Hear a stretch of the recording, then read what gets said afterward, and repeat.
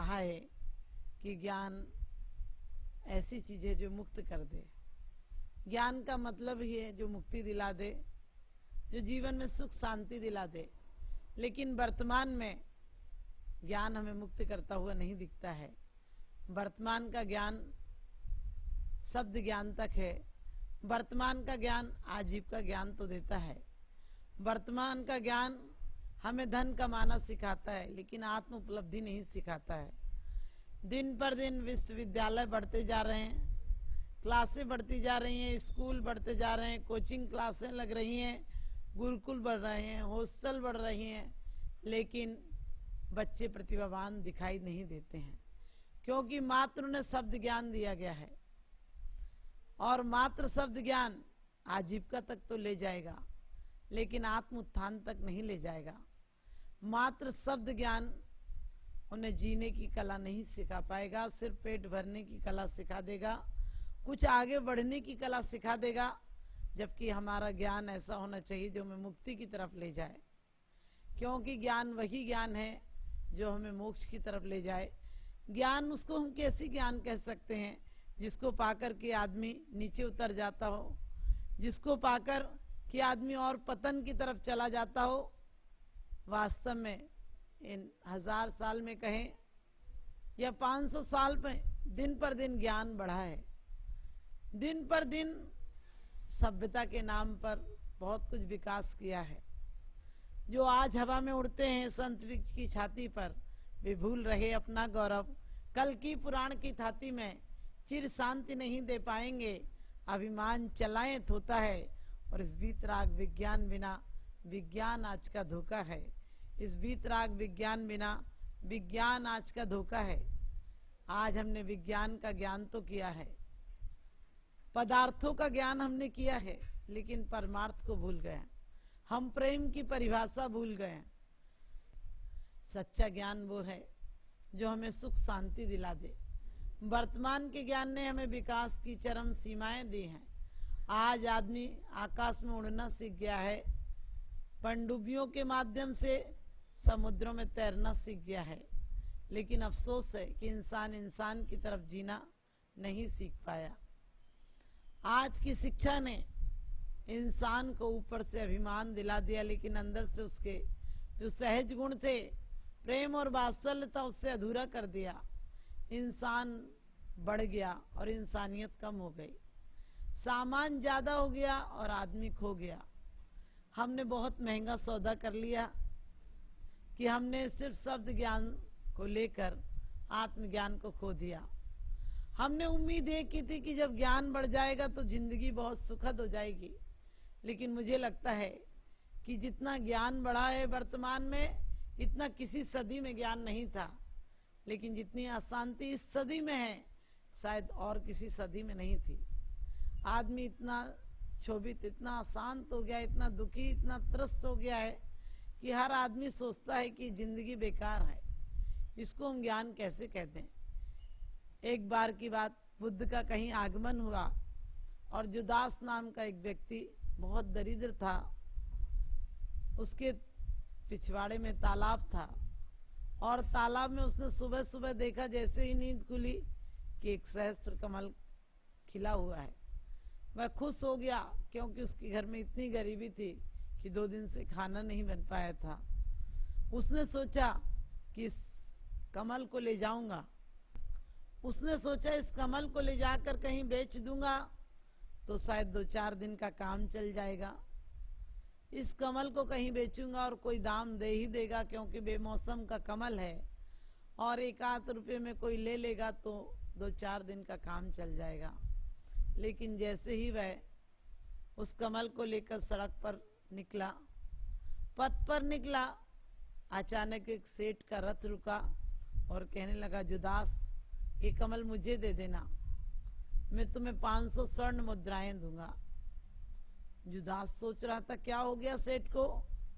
बात पूरी भी नहीं हो पाई थी, सौदा पूरा भी नहीं हो पाया था।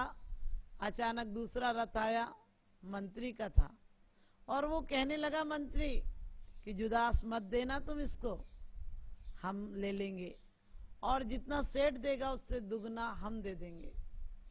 वो सोचने लगा क्या हो गया इन लोगों को, ये 500 स्वर्ण मुद्रा देगा तो क्या ये 1000 दे देगा।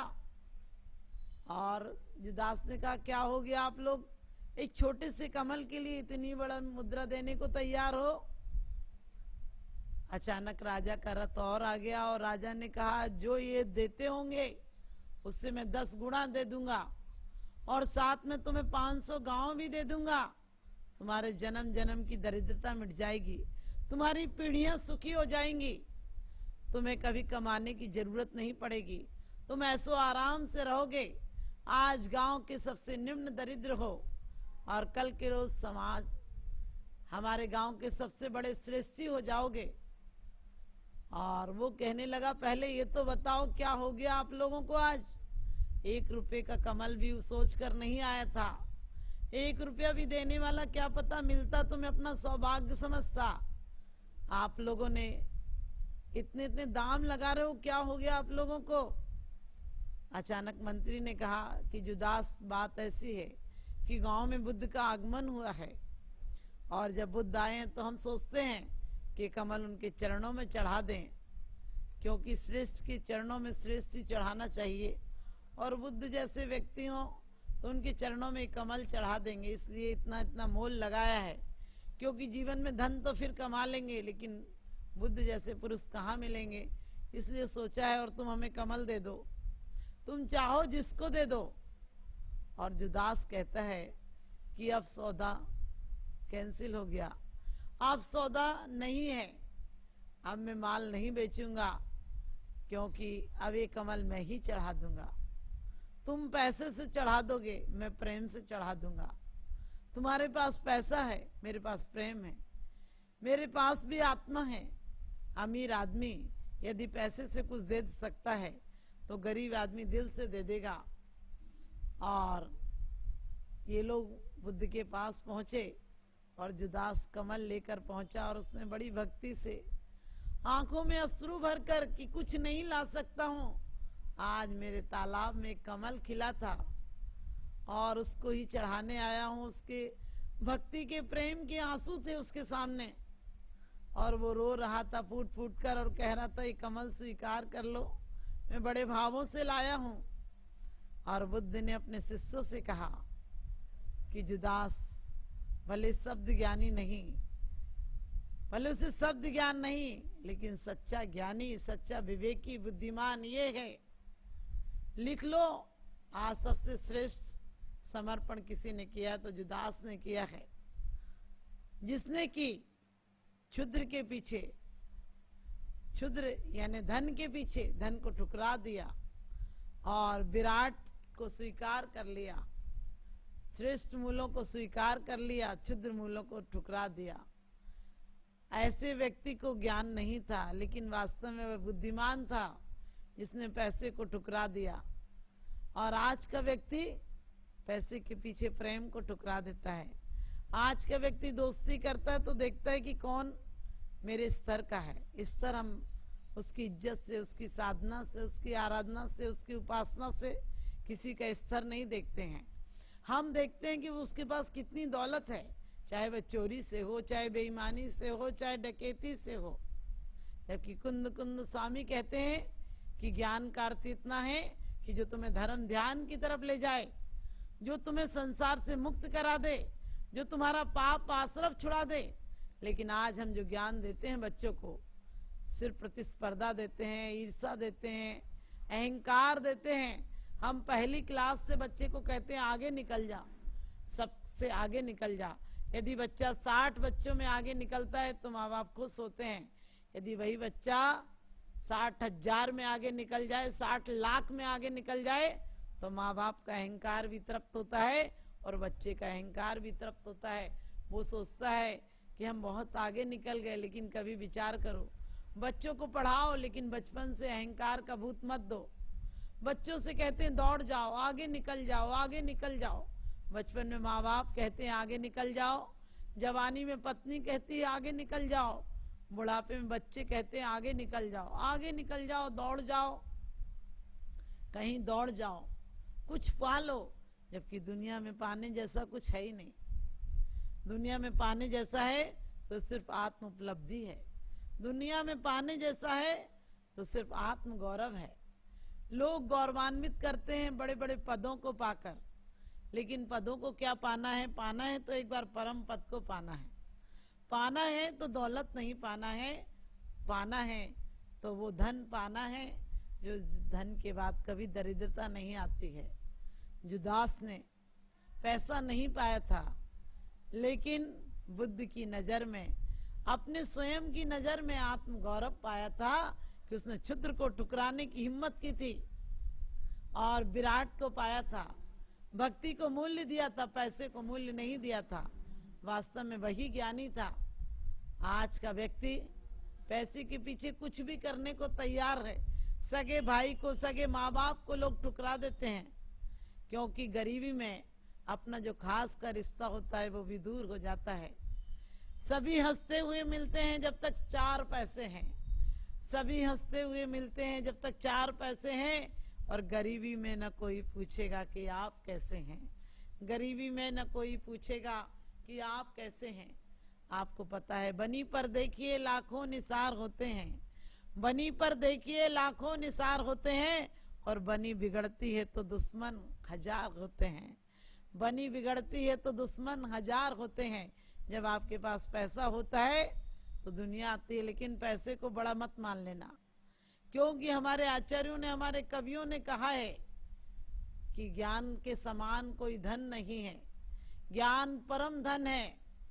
और इसीलिए स्वदोष मूलम समाधि तेजसा निनायो निर्दय भाषण सत्क्रिया जगाद तत्वम जगतेर जनिजसा प्रभु च ब्रह्म पदा में तिसरा।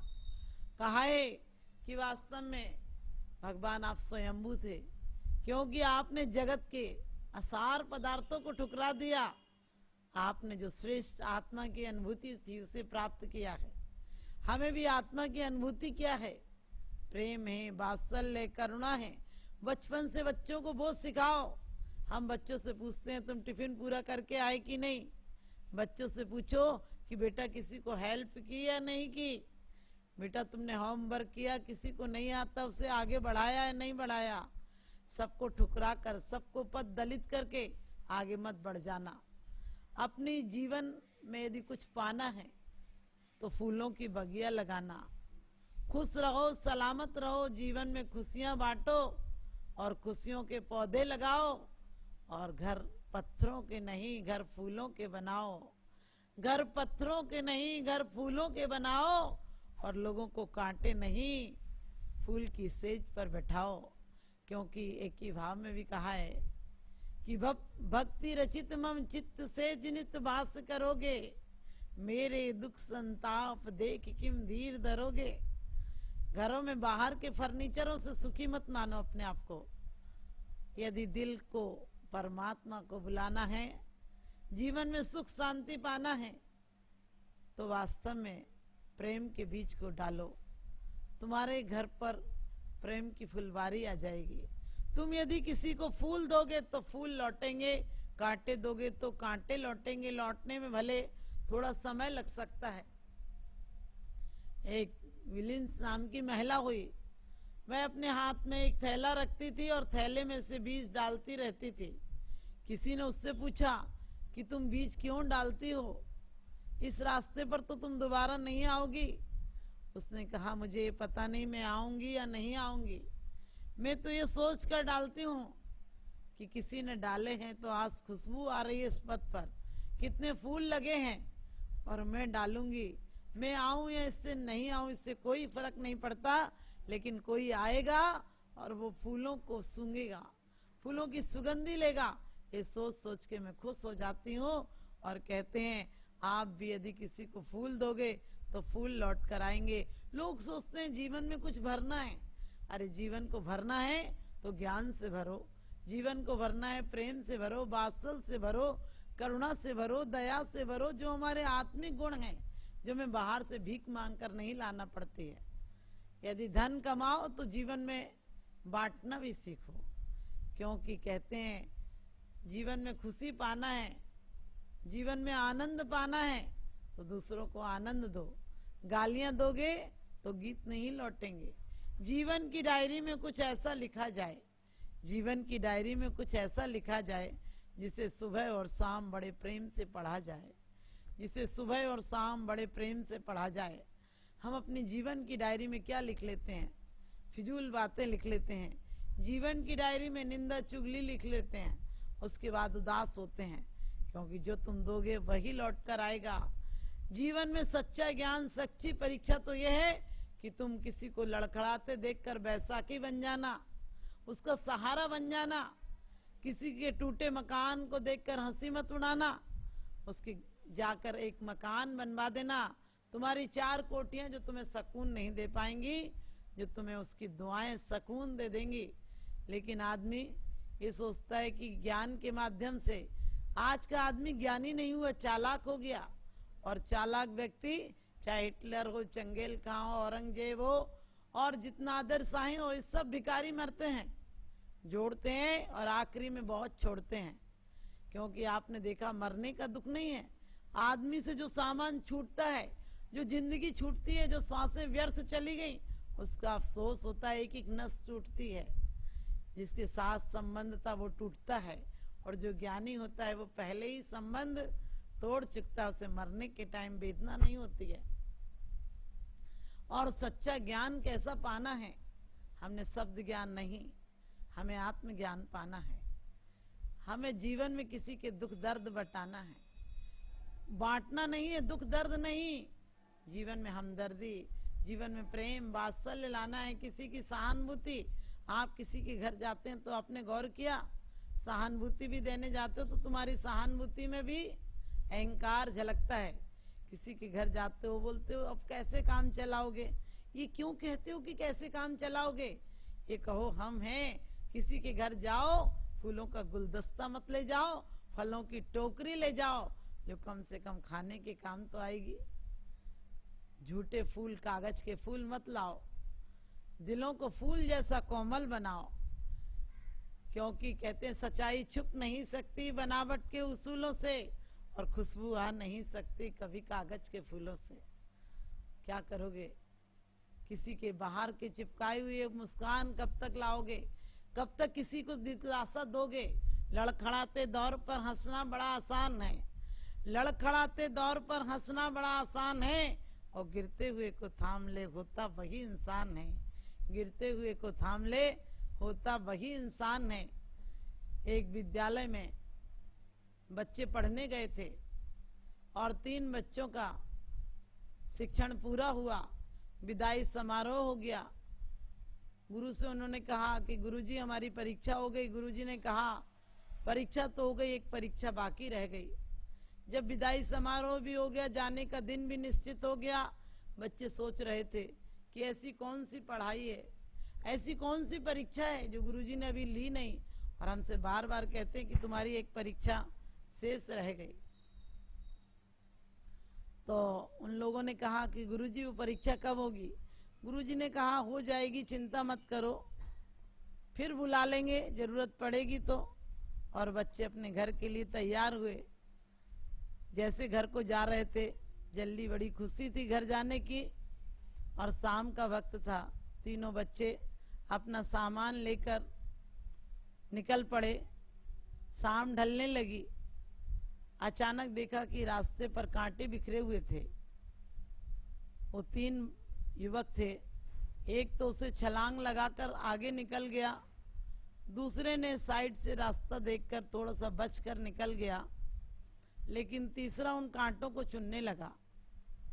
2 लोगों ने कहा कि घर जाना है, क्या कर रहे हो तुम? अरे हमें थोड़ी आना है, इससे कांटों के लिए क्यों चुन रहे हो? तीसरा बोला कि रात अंधेरी है, हमें जब कांटे दिख गए हैं तो हम इन कांटों को छोड़कर नहीं जाएंगे, क्योंकि कदाचित कोई रास्ता से निकलेगा तो उसे कांटे चुभ जाएंगे, और घर ही तो जाना है, फिर चले जाएंगे, लेकिन कांटों को पूरा साफ करके जाएंगे। और वह एक ही कांटा चुन चुन कर हटाने लगा। उन्हें पता नहीं था कि वहीं झाड़ियों के पास गुरु छिपे थे, और गुरु ने तुरंत निकल कर कहा कि तुम्हारी 2 की परीक्षा भी शेष रह गई। तुमने प्रेम का, करुणा का, दया का पाठ पढ़ा है, लेकिन तुम्हारे अंदर प्रेम और करुणा नहीं है। तुम कांटों से बचकर निकल गए, तुम दुनिया में भी किसी के दुख दर्द देखकर, किसी की पीड़ा देखकर अपने स्वार्थ के कारण बचकर निकल जाओगे। और जो साइड से निकल गया वो भी ऐसा ही है, उससे थोड़ा कम दुष्ट है, लेकिन वो भी निकल जाएगा। अपने स्वार्थ के खातिर किसी को संकट में डालकर वह अपना रास्ता निकाल लेगा। लेकिन सच्चा शिक्षक, सच्चा शिक्षण तो इसने प्राप्त किया है जो किसी के कांटों पर हटाकर, किसी के कांटों को हटाकर निकलेगा। और जिसने इतनी चिंता की है कि अंधेरे में कोई आएगा तो कांटे चुभ जाएंगे, सच्चा शिक्षक, सच्चा शिक्षण तो यही इसने पाया है। और यही मेरा उत्तराधिकारी बनेगा, क्योंकि वही गुरु हो सकता है जिसके दिल में इतनी विशालता हो और उसी का जीवन शुरू हो सकता है।